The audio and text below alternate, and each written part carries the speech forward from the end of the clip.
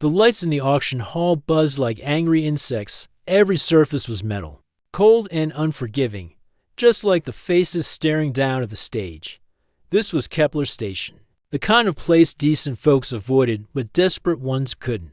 Escape Captain Alex Rivers stood at the back of the crowd, his worn jacket making him look like just another scavenger hunting for bargains. But his eyes weren't looking at the broken ship parts or damaged equipment being sold. He was watching the people on stage, the ones being sold like objects. The auctioneer, a massive alien with purple skin and too many teeth, grabbed the microphone. Next up, lot numbered 147. His voice boomed across the hall. Military-grade enhancement. Battle-tested, still functional. That's when she walked onto the stage. Her name was Kira 7. Though the crowd didn't care about names, they only saw what was wrong with her. Half of her body gleamed with silver metal. Her left arm moved with mechanical precision. Her left leg clicked softly against the floor with each step. Part of her face showed circuits under transparent skin, and one eye glowed with a soft blue light. She had been beautiful once, still was, in a way that made Alex hold his breath. But the crowd saw something different. They saw damaged goods. Look at this fine specimen, the auctioneer continued, his voice dripping with fake enthusiasm. Military cybernetics from the Alterian Defense Corps, enhanced strength, tactical processing, night vision capabilities. A reptilian creature near the front hissed loudly, half machine, half flesh, neither one thing nor another. What uses? Something so broken? Kira's jaw tightened, but she kept her chin up. Alex noticed how straight she stood despite everything, like a soldier. Like someone who refused to break even when the world tried its best to crush her. Starting bid. 500 credits. The auctioneer called out. Silence. The crowd shifted. Uncomfortably. Someone coughed. Alex watched as alien faces turned away in disgust or boredom. These people bought and sold beings like cattle, but even they had standards, and apparently, Kira didn't meet them. For 100 credits, the auctioneer tried again. His voice losing some of its confidence. Still nothing. A group of arms dealers near the middle started talking among themselves. Military-grade tech, one said, but contaminated by organic parts. Can't separate the machine from the flesh without destroying both. 300. A mining boss shook his head at his companion. Look at those cybernetics. Maintenance would cost more than she's worth. And that's if we could even find replacement parts. Alex felt something twist in his stomach. These creatures were talking about a person like she was a broken appliance. Someone who had clearly served with honor, judging by the precision of her enhancements and the way she carried herself. To 100 credits, the crowd was already starting to move toward the exits. Better deals waited in the next lot. Why waste time on something nobody wanted? Kira's mechanical eye scanned the departing crowd, recording faces with cold precision. But Alex saw something else in her organic eye, something that made his chest tight. It wasn't fear or anger. It was acceptance, the terrible kind that came when someone stopped believing they deserved better. 100 credits. The auctioneer was sweating now, his purple skin dark around the edges. Surely someone can use high-grade military equipment at this price. A few creatures paused but kept walking. Even at 1/10 of the starting price, nobody wanted her. Alex's mind flashed back to another time, another place, his own squad, penned down by enemy fire while civilians ran for transport ships, the soldier who held the line, buying them precious seconds with her life. The reports he'd read later, about the lone survivor who saved hundreds before the medics found her more dead than alive. He'd never forgotten that name. Kira 7 of the Alterian Defense Corps, the hero who became a legend, then disappeared from all records. 50 credits, the auctioneer called out desperately. Final offer before we move on. The hall was almost empty now, just a few stragglers, checking their devices, waiting for something more interesting. Alex stepped forward and raised his hand. 50 credits, he said quietly. The sound echoed in the mostly empty hall. Every head turned to look at him. The human in the back row, unremarkable and plain, bidding on what everyone else considered junk. The auctioneer blinked in surprise, then broke into a relieved grin. 50 credits from the human.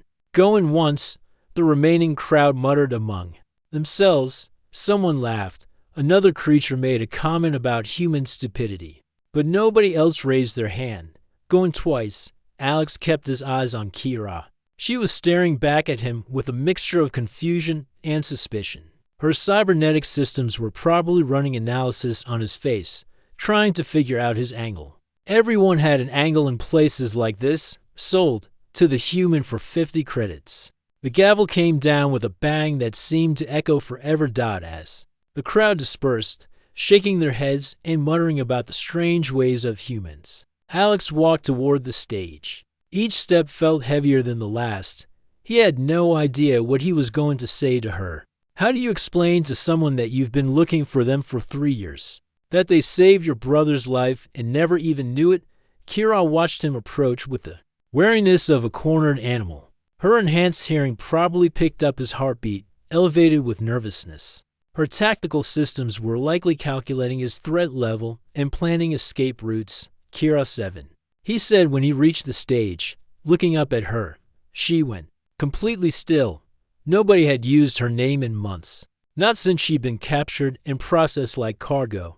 My name is Alex Rivers, he continued. And I think we need to talk. Her organic eye narrowed while her cybernetic one zoomed in on his face, scanning databases and running recognition protocols. But Alex had been careful to stay off most official records. Since leaving the military, you bought me, she said finally, her voice carrying the precise tones of someone who had learned not to show emotion. What do you want? Such a simple question, such a complicated answer. Alex looked around the empty auction hall, at the cruel efficiency of a place that treated people like things. Then he looked back at her, at the woman who had once been willing to die for strangers and now couldn't understand why a stranger would spend 50 credits to help her. Right now, he said, I want to get you out of here. Everything else, we can figure out as we go. For the first time since taking the stage, something flickered across Kira's face. Not hope, exactly. She'd learned better than that. But maybe, just maybe, the faintest possibility that not everyone in the universe had given up on her.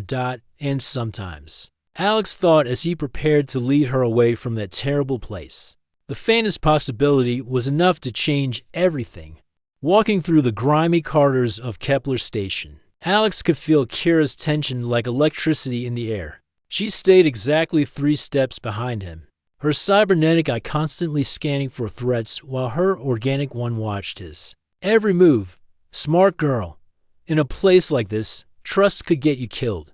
Where are we going? She asked, her voice flat and emotionless. My ship, Alex replied, not turning around. The Terra's Hope, docking base 7, and then Alex paused at a junction where 2 corridors met. A group of Zolonian traders was arguing loudly about shipping rates, their translator devices screeching. With feedback, he waited for them to pass before answering. That depends on you. Kira's mechanical fingers twitched, a nervous habit, maybe, or her systems running diagnostics. I'm property now. You're property. You don't need to pretend otherwise. The words hit Alex like a punch to the gut. He turned to face her, and for a moment, saw past the cybernetic enhancements to the person underneath, someone who had been treated like an object for so long that she'd started believing it herself. You're not property, he said firmly. You're a person, and people get to make their own choices. Kira's organic eyebrow raised slightly. Choices, yeah, like whether you want to come with me, or if you'd rather I drop you off somewhere safe. Your call. For several seconds, she just stared at him. Her cybernetic systems were probably running through thousands of possible scenarios, calculating odds, analyzing his facial expressions for deception. Finally, she spoke. Why? Such a simple question, but Alex knew she was really asking.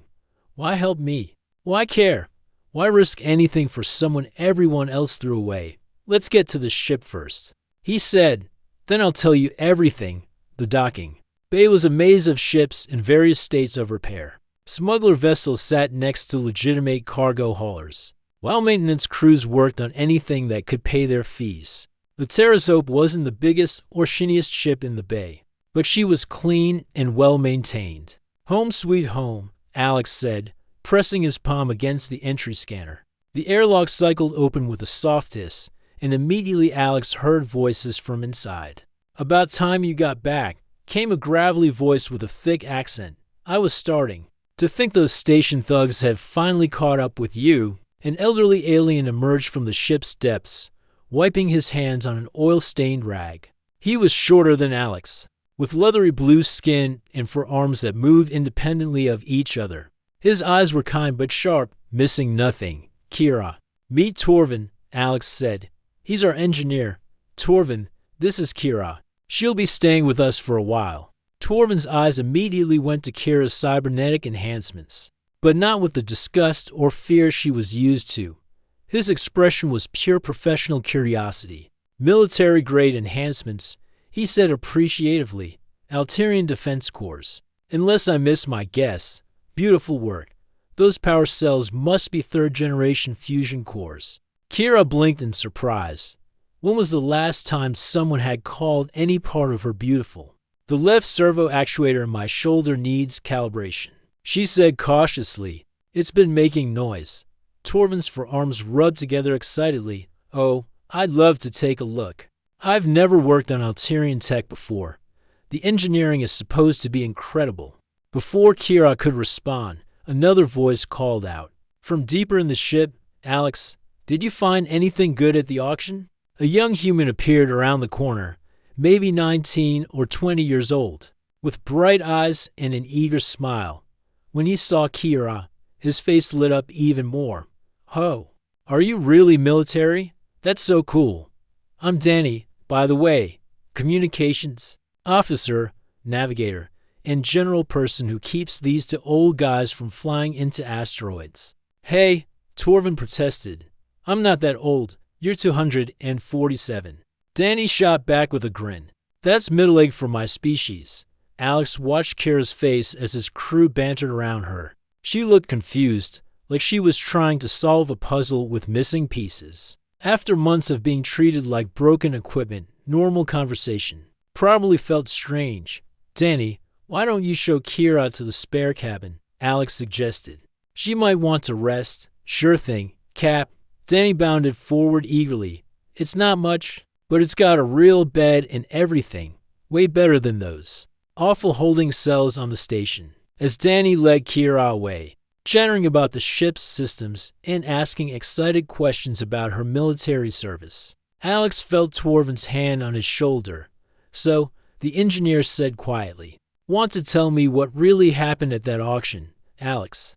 Watch Kira disappear around the corner, Danny's voice echoing as he explained how the gravity systems worked. For the first time in hours, some of the tension left his shoulders. "Remember that story I told you? About my brother Jake's transport ship during the Proxima 7 evacuation?" Torvin nodded slowly. "The one where that soldier held off an entire enemy squad while the civilians escaped. That's her." The old engineer's eyes widened. "You're serious?" "Dead serious. Took me 3 years to track down what happened to her after the medical evacuation. The military discharged her when they couldn't afford the maintenance on her cybernetics. She ended up in debt, then in custody, then," Alex gestured vaguely, "toward the auction hall. You know the rest." Torvin was quiet for a long moment, his four hands working absently on the rag. "What are you planning to do?" "Help her remember who she is," Alex said. "She saved my brother's life, saved hundreds of lives. The least I can do is give her a chance to save herself." From the spare cabin, they could hear Danny's voice explaining the ship's entertainment system while Kira asked technical questions about the power distribution. It was the first time Alex had heard her sound genuinely curious about anything. "She fits in already," Torvin observed. Alex smiled. "Yeah, I think she does." But even as he said it, Alex knew the real challenge was just beginning. Kira had been broken down piece by piece, taught to see herself as worthless. Building her back up would take time, patience, and probably a few miracles.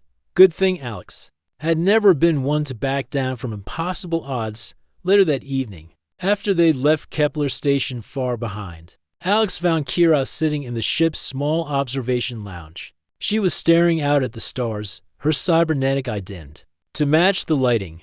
"Penny for your thoughts," he said, settling into the chair across from her. "I keep waiting for the catch," she said without looking away from the stars. "In my experience, nobody does anything without wanting something in return." "Fair enough," Alex said. "You want to know what I want?" She finally turned to look at him, her mismatched eyes reflecting the starlight. "I want you to remember that you're a hero," he said simply. "I want you to stop believing that you're broken just because you're different. And I want you to help. Help other people, if you're willing." Kira was quiet for a long time. When she spoke, her voice was softer than he'd heard it before. "What if I've forgotten how to be a hero?" Alex smiled. "Then I guess we'll just have to remind you." Outside the viewports, the stars stretched into lines as the Terra's Hope jumped to hyperspace, carrying them toward whatever came next. And for the first time in years, Kira allowed herself to think that maybe, just maybe, what came next might be better than what came before. 2 months after the New Dawn rescue, word had spread through the outer systems about the small cargo ship that took on pirates and won. The Terra's Hope wasn't just another salvage vessel anymore. They were heroes, and heroes, Kira was learning, attracted all kinds of attention. "Another job offer," Danny announced, waving a data pad as he entered the galley. "This one's different though, really different." Alex looked up from his coffee. "How different?" 50,000 credits different. Torvin's forearms stopped working. On the engine part he'd been fixing. 50,000, that's more than we make in a whole year. Kira felt her cybernetic systems automatically run calculations. With that much money, they could upgrade the ship's shields, buy better weapons, maybe even afford a real medical bay. Her damaged arm still gave her trouble sometimes, sparking when she moved it too quickly. "What's the catch?" she asked. Experience had taught her that deals too good to be true usually were. Danny's excitement dimmed a little. "It's in the neutral zone. Salvage job on a derelict ship called the Phantom's Edge. Client says it's carrying experimental technology, the neutral zone." Even the name made Kira's tactical systems flash warning signals. It was the lawless space between civilized systems where pirates, smugglers, and worse things made their homes. "Who's the client?" Alex asked. "That's the weird part. They won't say, just send coordinates and half the payment up front." Danny slid the data pad across the table. 25,000 credits. Already transferred to our account. Kira studied the star charts, her cybernetic eye analyzing patrol routes and gravitational anomalies. "These coordinates are in Vex's territory," Alex frowned. "Vex, Krellian pirate lord, controls most of the neutral zone's northern sector. His crews are professional, well-equipped, and absolutely ruthless." Kira's mechanical fingers tapped against the table. "If we go in there, we won't be dealing with random raiders. These are military-trained killers." "But 25,000 credits," Torvin said softly. "We could finally fix the hyperdrive properly, maybe even buy a real medical scanner for when people get hurt." Kira looked around the table at her crewmates. Danny was trying to hide his excitement but failing. Torvin was already mentally spending the money on ship improvements. And Alex was thinking about all the people they could help with better equipment. "I can plan a route that avoids most patrol zones," she heard herself saying. "We'd have to move fast and stay quiet, but it's possible." 3 days later, they were drifting through the debris field that marked the edge of Vex's territory. The Phantom's Edge hung dead in space ahead of them. A massive cargo hauler that had seen better decades. "No life signs," Danny reported from his station. "But I'm picking up some kind of energy signature from the cargo hold." Kira suited up alongside Alex for the boarding mission. Her cybernetic arm had been repaired, but she could still feel the slight delay in response time. Good enough for most tasks, but would it be good enough if things went wrong? "You sure about this?" Alex asked as they prepared to cross to the derelict ship. "No," she replied honestly. "But we're here now." The inside of the Phantom's Edge was a tomb. Emergency lighting cast strange shadows on the walls, and their footsteps echoed in the empty corridors. Whatever had happened here, it had been quick and violent. They found the cargo in Hold 7, dozens of sealed containers, marked with symbols Kira didn't recognize. But her military databases did. And the match made her blood run cold. Alex, we need to leave. Now. What? Why? These aren't civilian goods. They're military-grade weapons. Experimental stuff that could level a city block. Kira's scanners were going crazy. Someone paid us to steal weapons of mass destruction. Before Alex could respond, the lights went out. Emergency power kicked in a few seconds later, bathing everything in red light, and they weren't alone anymore. Armed figures in combat armor surrounded them, weapons trained and ready. Well, a voice said from behind them, the famous heroes of the New Dawn rescue. They turned to see a Krellian in ornate battle armor. His reptilian features twisted in what might have been amusement. This had to be Vex himself. You know who I am, he continued. But let me introduce myself properly. I am Vex, and you are trespassing in my territory. We have salvage rights to this ship, Alex said, trying to sound more confident than he probably felt. Vex laughed, a sound like grinding metal. Salvage rights? From whom? The mysterious client who hired you? He gestured, and one of his soldiers activated a holo projector. There is no client. I sent that job offer myself. Kira felt her world tilt. A trap. Of course it's a trap. Did you really think I would let you operate in my space without consequences? You cost me 3 ships and a considerable amount of reputation. Alex stepped protectively in front of Kira. What do you want from him? Nothing. He's ordinary. Replaceable. Vex's eyes fixed on Kira. But you're interesting. Military cybernetics, tactical processing, combat experience. I could use someone like you. Kira's systems immediately began analyzing escape routes.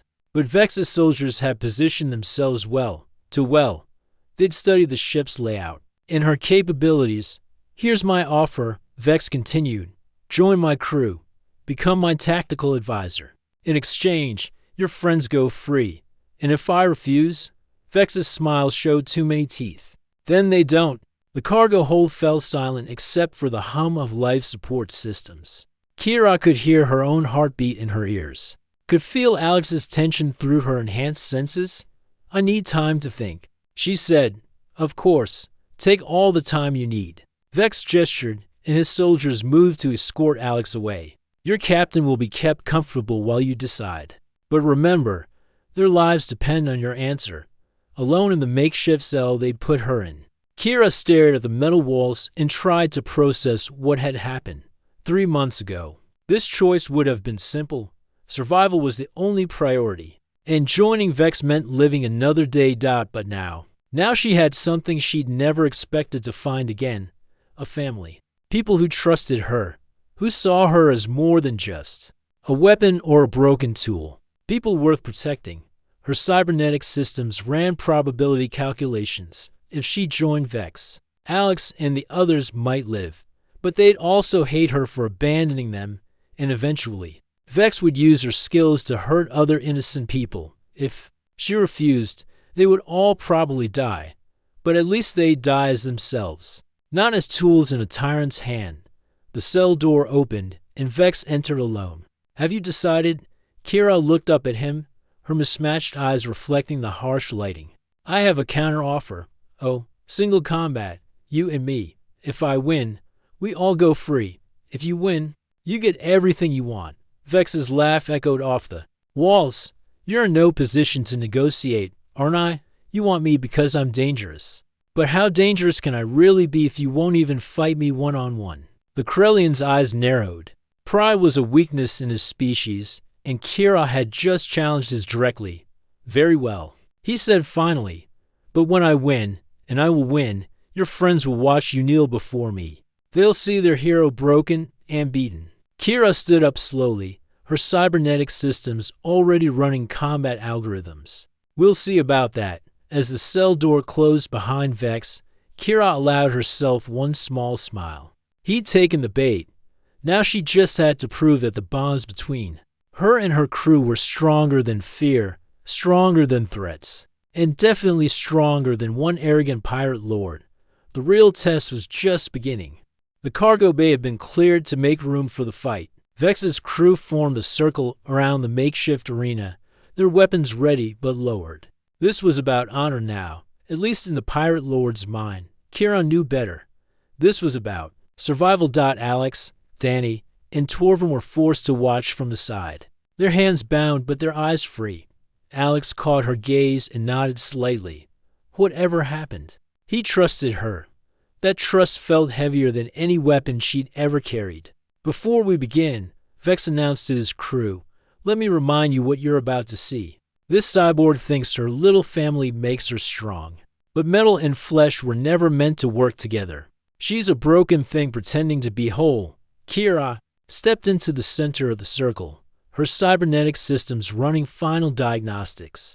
Her left arm was still slower than her right, but it would have to do.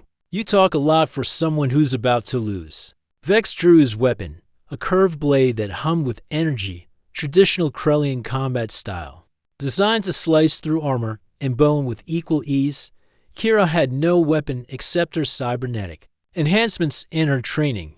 I've killed dozens of enhanced soldiers, Vex said, circling her slowly. Your military modifications don't impress me. Good, Kira replied.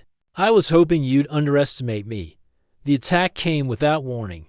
Vex moved faster than most organics could, his blade cutting through the air where Kira's head had been a split second before. But her cybernetic reflexes were faster, her tactical computer predicting his movements based on muscle tension and weight distribution.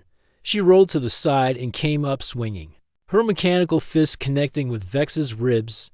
The impact sent him stumbling, but his armor absorbed most of the damage. First blood.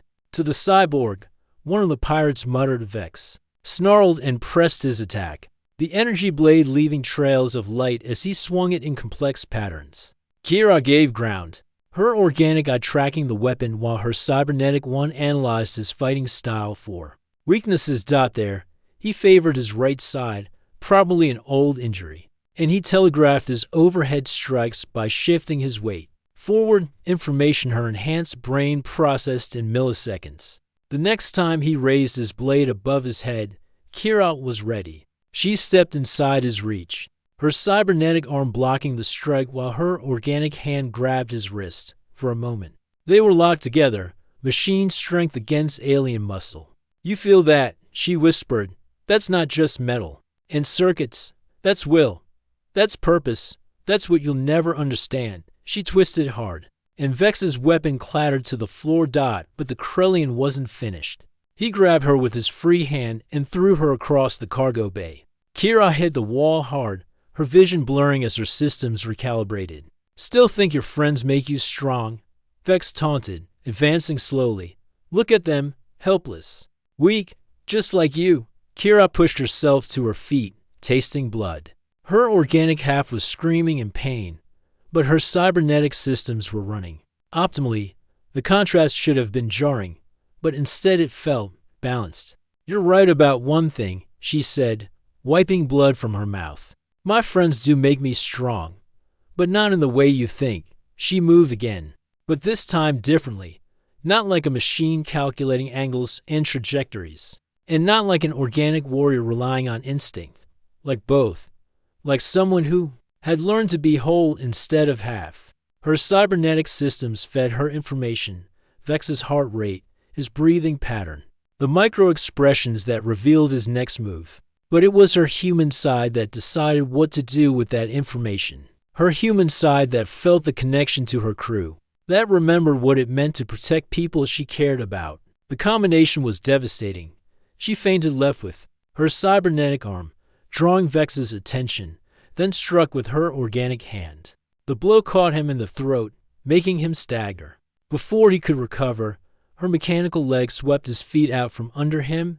Vex hit the deck hard, and suddenly Kira was on top of him, her cybernetic hand at his throat. Yield, she said quietly. The cargo bay was silent except for the hum of the ship's systems. Vex's crew watched their leader, waiting to see what he would do. Some had their hands on their weapons, ready to end this if their captain gave the word. You think you've won?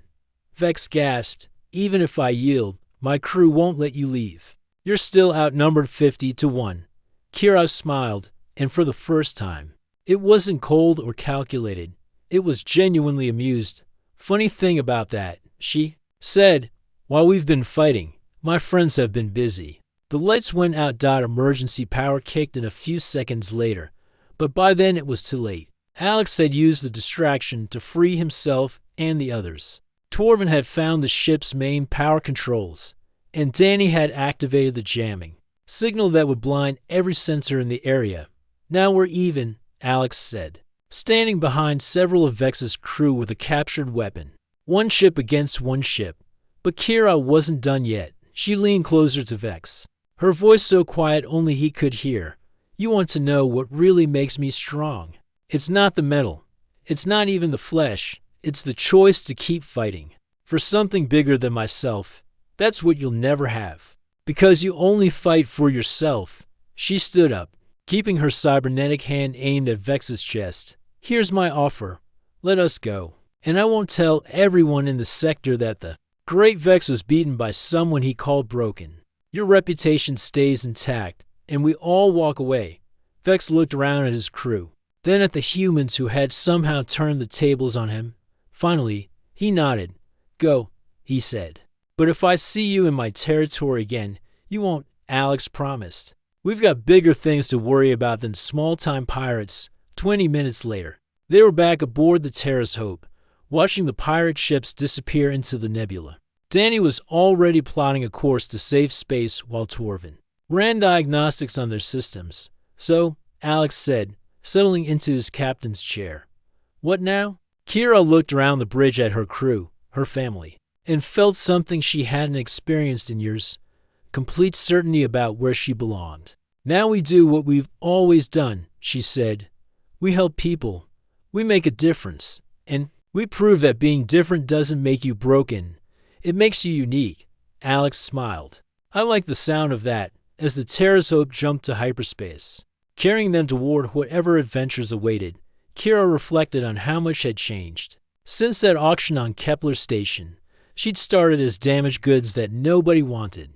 Now she was part of something special, a crew that proved every day that the best things in life came from the most unexpected places. Her cybernetic systems, an organic heartbeat in perfect rhythm, no longer at war with each other, but working together toward a common purpose. She was still half metal, but she was completely whole. And in a universe that too often forgot the value of compassion, that made all the difference. 6 months later, word spread through the outer systems about a small cargo ship that took impossible jobs and always came through. They call it the Terra's Hope. And they said it was crewed by heroes who proved that sometimes the most broken things could become the most beautiful. Kira liked that story. It had a good ending.